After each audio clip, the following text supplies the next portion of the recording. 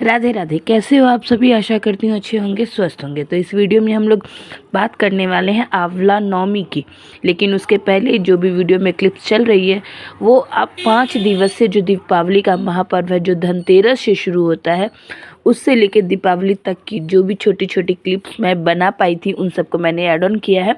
तो आप क्लिप्स को एंजॉय करिएगा। और साथ में आज की जो ये वीडियो है वो ये कि आंवला नवमी का पर्व हमें कैसे मनाना चाहिए, क्या इस दिन हमें व्रत करना चाहिए अथवा नहीं, आंवले का वृक्ष क्या हम घर में लगा सकते हैं, आंवला नवमी के दिन आंवला दान करना चाहिए और मतलब इसका सेवन करना चाहिए कि नहीं, और भी बहुत कुछ जो कि आपको इस वीडियो में हम लोग जानने वाले हैं।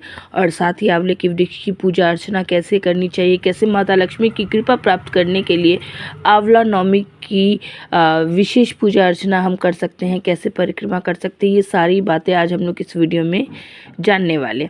तो चलिए, उससे पहले मैं पूनम आप सभी का स्वागत करती हूँ आपके अपने चैनल हिंदू कल्चर में।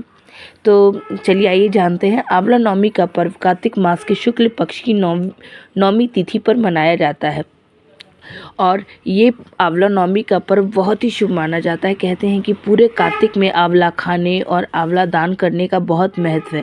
लेकिन यदि आपने अभी तक नहीं खाया है या नहीं दान किया है तो यह नवमी तिथि का पर्व जो आ रहा है, जो कि 10 नवंबर 2024 में आंवला नवमी का पर्व है। 10 नवंबर के दिन रविवार है, जिस दिन आपको सुबह सवेरे ही आपको जो नियम है उन सबको अपनाने हैं। और जैसा कि पहला सवाल था कि क्या हमें व्रत करना चाहिए अथवा नहीं, तो देखिए, इस दिन जब हम लोग पूजा उपासना नहीं करते तो तब हमें व्रत अवश्य करना चाहिए।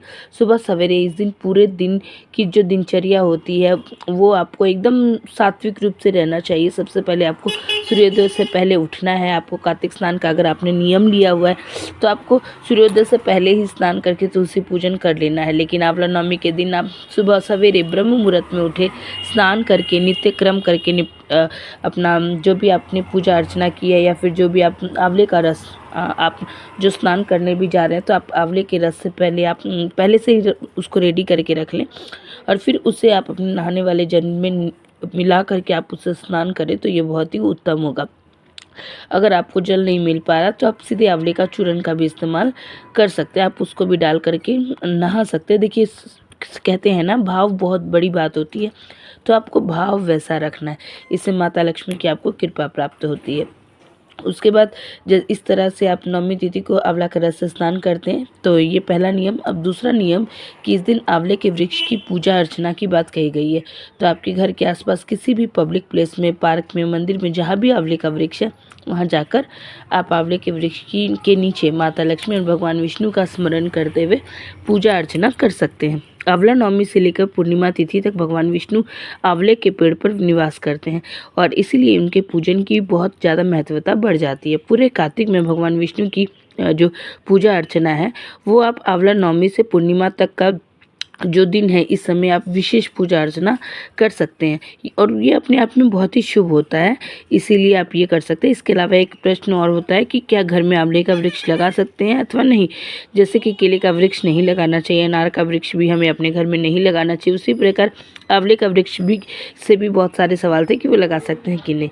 तो देखिए, जो आंवले का वृक्ष होता है वो बहुत ही बड़ा होता है, ये बहुत ही औषधि, और जो आंवला होता है वो औषधि का कार्य करता है, हमारे बहुत सारे दुखों को, रोगों को ख़त्म करने में सहायक होता है। ठीक है, आयुर्वेद में इसीलिए आंवले के दान करने की बात कही गई है। आपने ध्यान दिया होगा कि जितनी भी औषधीय गुण वाली चीज़ें हैं वो ज़्यादा से ज़्यादा दान करने की बात कही गई है, जिससे अन्य लोगों को भी उसका पुण्य फल प्राप्त हो सके। इसीलिए आप अपने घर में आंवले का वृक्ष लगाएं, गमले में लगा सकते हैं, छोटा ही रहेगा लेकिन आप उसकी पूजा अर्चना अपने घर में भी कर सकते हैं।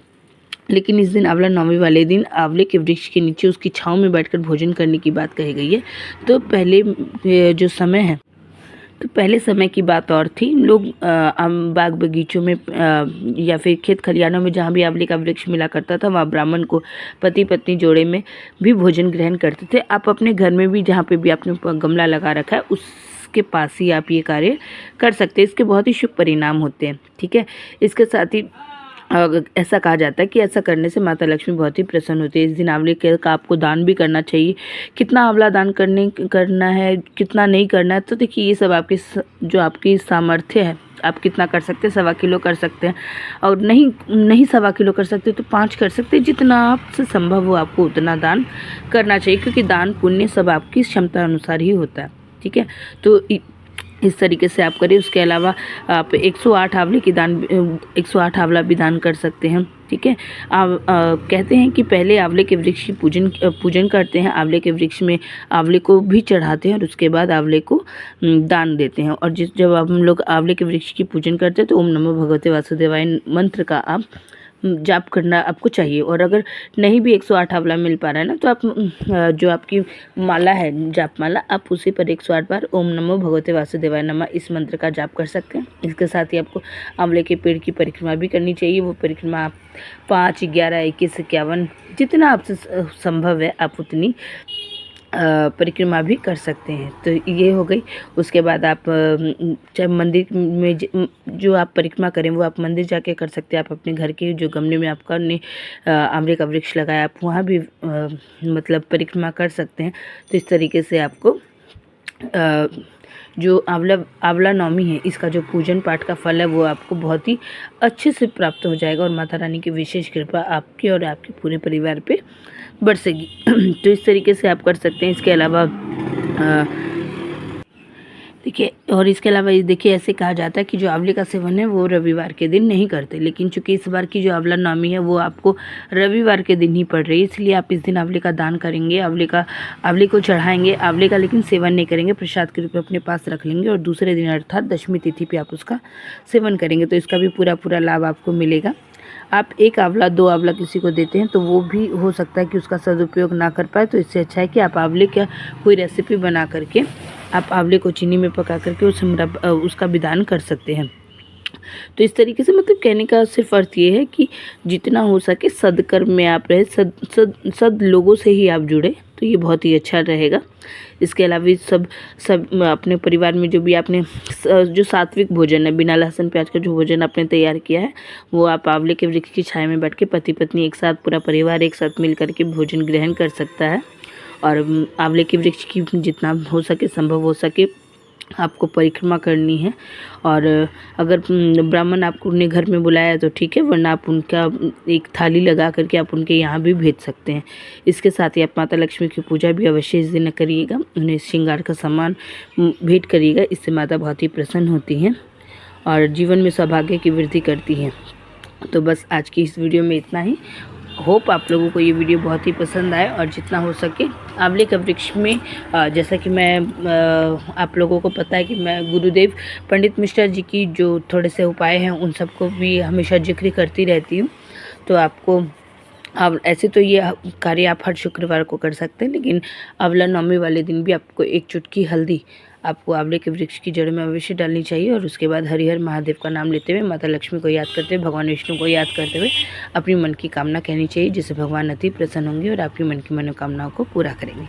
तो कैसी लगी आपको ये वीडियो? अगर अच्छी लगी तो एक लाइक और एक सब्सक्राइब अवश्य करिएगा, और अपने चैनल हिंदू कल्चर पर अपना प्यार बनाए रखिएगा।